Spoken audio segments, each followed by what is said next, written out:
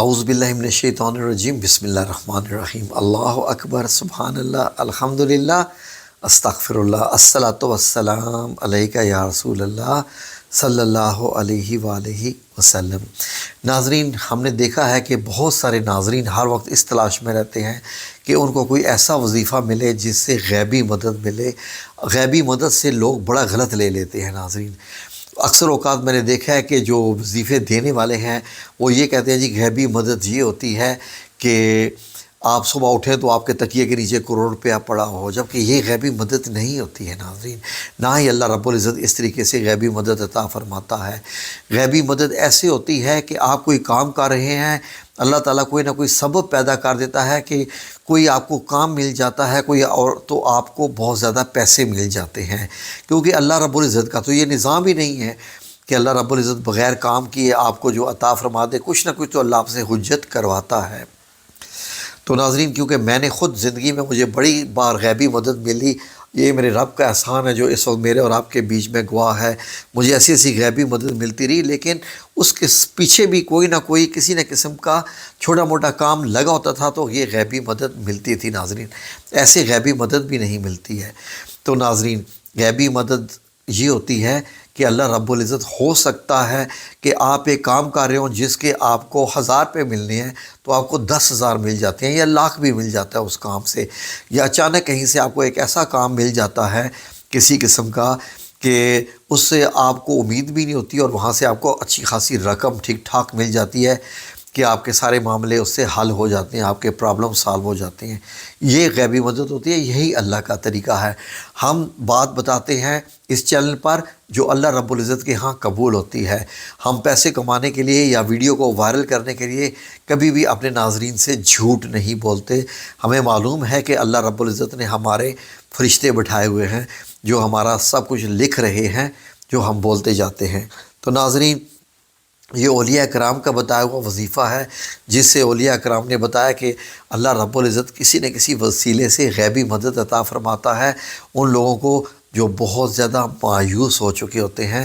جب وہ یہ وظیفہ کریں گے تو کوئی نہ کوئی ہو سکتا ہے کہ فار ایگزامپل کوئی بہت ہی غریب لوگ ہوں، وہ یہ وظیفہ کریں تو کوئی کسی نہ کسی طریقے سے کوئی بندہ ان کو کوئی ایسی چیز دے جائے جو بہت قیمتی ہو، جسے بیچ کے بھی آپ کو پیسے مل جائیں۔ یہ بھی غیبی مدد ہو سکتی ہے۔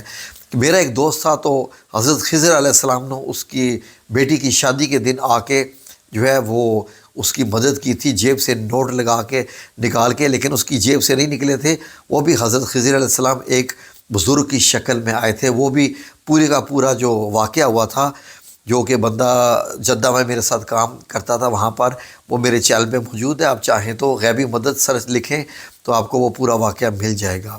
ایسے بھی ہو سکتا ہے۔ میکسیمم سے میکسیمم میں نے یہی دیکھا ہے کہ اللہ رب العزت اپنا کوئی بندہ بھجوا کے آپ کی مدد کر دیتا ہے، جو آپ کو ہیلپ کے طور پہ جو ہے وہ پیسے دے جاتا ہے، لیکن وہ بھی ایسے نہیں کہ تکیے کے نیچے سے نہیں ملتے۔ تو ناظرین، یہ جو وظیفہ ہے بڑا آسان ہے، مختصر ویڈیو میں بنا رہا ہوں، کوشش کر رہا ہوں۔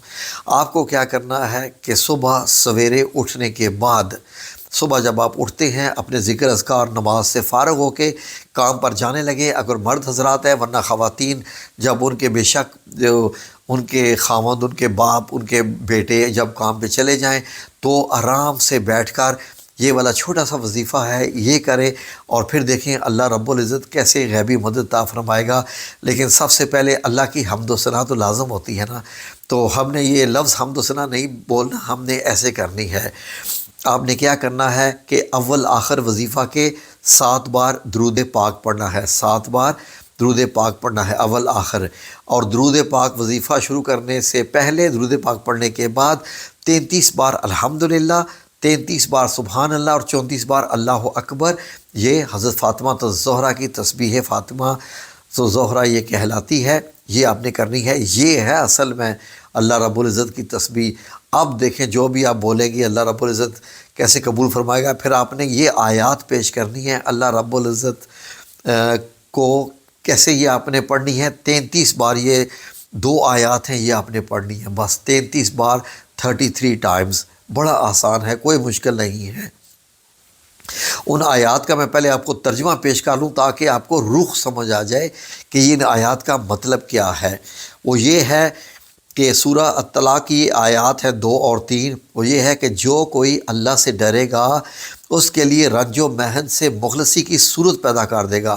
یعنی جو بھی اللہ سے خوف رکھتا ہے بندہ، اللہ کو یاد کرتا ہے، اللہ رب العزت اس کو جو ہے وہ کوئی ایسی صورت پیدا کر دیتا ہے کہ وہ اپنے رنج و غم سے نکل آتا ہے، پریشانیوں سے نکل آتا ہے۔ وہ کیسے کرتا ہے؟ اگلی آیت کا ترجمہ دیکھیے، وَيَرْزُقْهُ مِنْ حَيْثُ لَا يَحْتَسِبُ وَمَن يَتَوَکَّلْ عَلَى اللَّهِ فَهُوَ حَسْبُهُ۔ اب غور کیجیے، سنیے، اور وہ اس کو ایسی جگہ سے رزق دے گا جہاں سے وہم و گمان بھی نہ ہو، جہاں سے بندہ سوچ بھی نہیں سکتا کہ اللہ نے یار کہاں سے مدد کر دی۔ کیونکہ یقین کریں کہ اس کی بیٹی کی، میرے دوست کی شادی تھی اور 70,000 کی کمی ہو گئی تھی کھانے کے وقت، تو مدد ہوئی۔ وہ آپ میری ویڈیو دیکھیے، آگے سنیے ذرا۔